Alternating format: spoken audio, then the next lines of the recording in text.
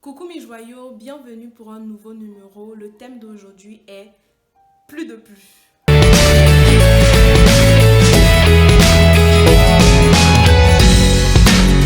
Voilà, mais bien avant, merci de t'abonner, de liker, ça ne coûte rien, c'est gratuit. Ça me permettra de booster ma chaîne et YouTube pourra proposer mon contenu à d'autres personnes. Donc, merci de t'abonner en activant la cloche de notification juste à droite, en dessous de la vidéo, et de me donner un pouce bleu comme ça, et non comme ça, comme ça. Voilà. Merci, c'est gentil. Alors, plus de plus, vous me direz certainement, mais qu'est-ce qu'elle veut dire? Parce que ça ne se dit pas en français. C'est une grosse faute. Normalement, en français, c'est de plus en plus, pas plus de plus. Voilà, mais j'ai décidé de choisir cela comme thème parce que je le trouvais original et unique. D'abord, je vous explique. Le premier plus, c'est la négation. C'est pour exprimer la négation. Le deuxième plus, pour exprimer la comparaison. En français, ça donnera: cette valise est plus grande que celle-ci. Ce verre d'eau est plus grand que celui-là. Vous voyez, cette chaise est plus petite que celle-ci. Encore en français, il n'y a pas de comparaison sans la notion de plus. Le plus permet d'apprécier, d'apporter un jugement de valeur par rapport de deux objets, ou bien d'un objet par rapport à un autre. Voilà, donc il n'y a pas de comparaison sans plus.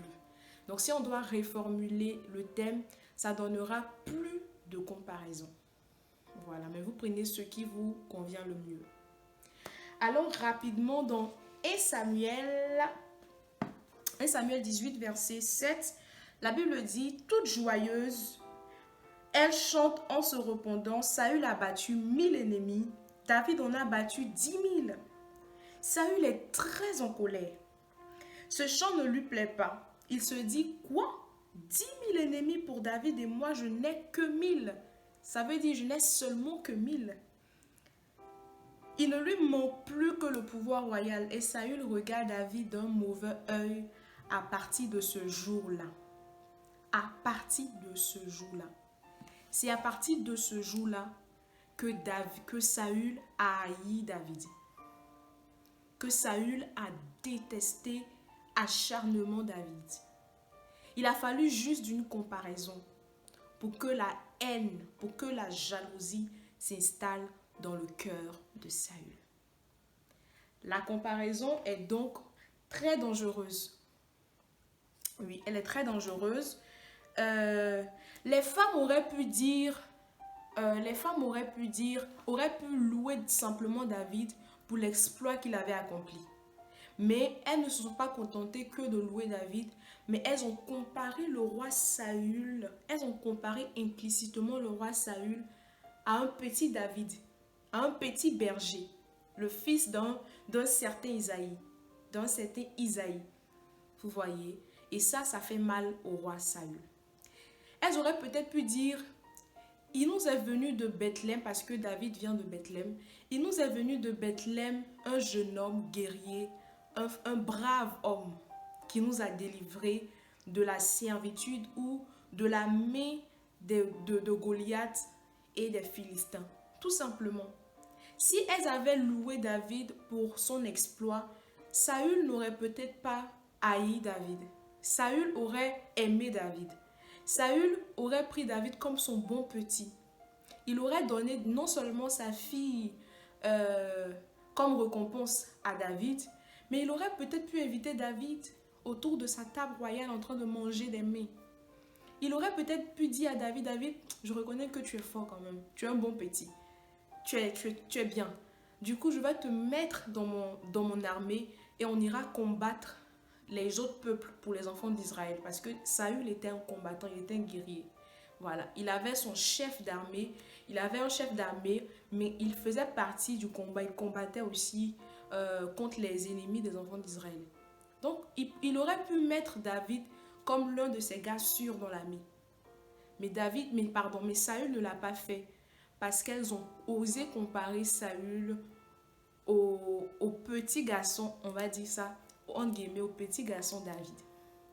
Vous voyez là, ce texte nous montre clairement euh, l'impact de la comparaison.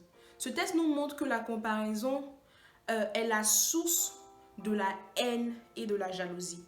Je vais pousser plus loin. La Bible dit au verset 10, le jour suivant, un esprit mauvais envoyé par Dieu tombe sur Saül. Vous voyez que quand la jalousie et la haine occasionnées par la comparaison ne sont pas bien traitées, ça emmène un esprit, ça attire un esprit. Et quand il y a un esprit qui soutient la jalousie et la haine, ça devient plus dangereux. C'est la raison pour laquelle, plusieurs fois, à maintes reprises, quand vous lisez la Bible, l'histoire de Saül, David a eu l'occasion de tuer 2 à 3 fois le roi Saül, mais il ne l'a pas fait. Et toutes les fois que Saül s'est réveillé, David lui disait, roi, j'ai eu l'occasion de te tuer, mais je ne l'ai pas fait parce que je t'aime. Voilà, il n'a pas dit je t'aime comme ça, mais c'est une manière de parler. Et vous allez voir que Saül pleurait. À chaque fois que David gardait la vie de Saül, Saül pleurait. Il lui disait, David, tu es mon fils. David, pardonne-moi pour la haine que j'ai envers toi. David, je regrette de vouloir te tuer. Parce qu'en réalité, c'était plus fort que Saül. Saül ne voulait pas haïr David, mais c'était plus fort que lui parce qu'il y avait là un esprit qui alimentait sa jalousie, qui soutenait sa haine et sa jalousie. Je suis venue dire à quelqu'un, ne fais jamais l'erreur de te comparer à quelqu'un. Jamais. Ne fais jamais cette erreur. Tu peux bénir la vie, tu peux bénir le Seigneur pour la vie de quelqu'un, célébrer le succès, les prouesses, la réussite des autres, mais ne fais jamais l'erreur de te comparer à l'autre. Ne fais jamais l'erreur de te mettre sur le même pied d'égalité que l'autre et de dire qui est plus que moi ou qui a fait plus que ça. Vous voyez, ne faites plus jamais ça. Je sais de quoi je vous parle parce que j'ai été victime de la comparaison. Je sais ce que la comparaison et ses vices peuvent engendrer dans la vie d'un homme. Je sais comment la comparaison, la jalousie, la haine peut détruire le cœur de quelqu'un. Alors si je vous dis faites attention à la comparaison, je sais de quoi je parle. Les personnes qui l'ont expérimenté aussi peuvent le témoigner.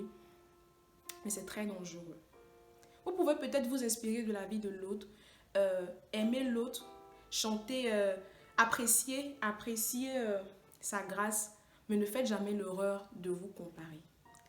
Parce que non seulement la comparaison va attirer la haine et la jalousie, qui vont peut-être attirer un esprit si c'est maltraité, mais en fait la comparaison en deuxième lieu va mettre un voile sur vos yeux, va vous empêcher d'apprécier la grâce que vous avez reçue de Dieu.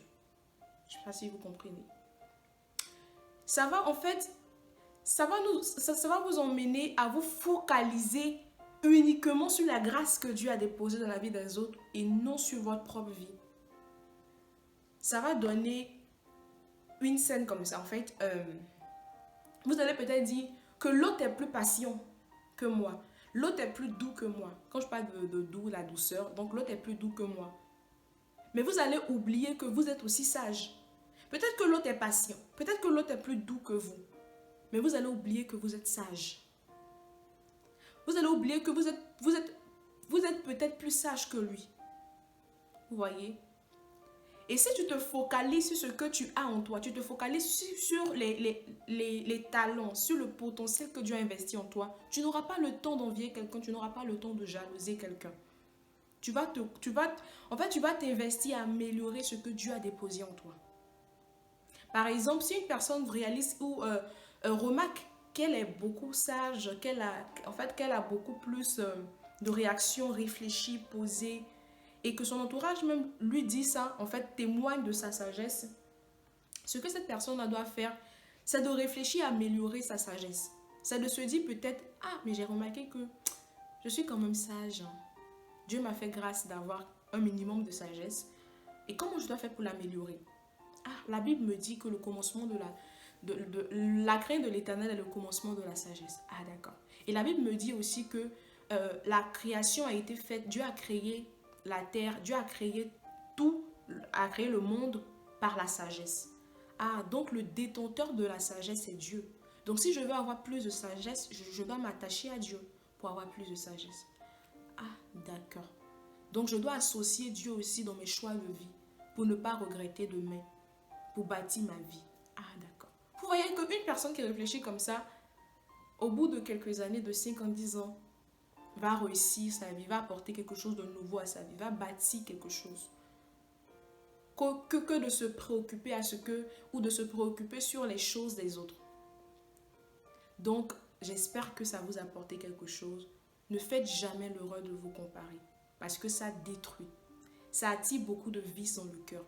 La Bible dit que la jalousie ronge les os. Elle ronge les os. Est-ce que vous comprenez l'ampleur de ce verset? Quand on dit ronge, ça veut dire elle tue les os à petit feu. La jalousie détruit. La jalousie envoie la haine. Et la jalousie vous ferme les yeux sur vos grâces et vos potentiels. J'espère que vous avez aimé la vidéo. On se dit à très bientôt. Prenez soin de vous. Je vous garde. Bye bye.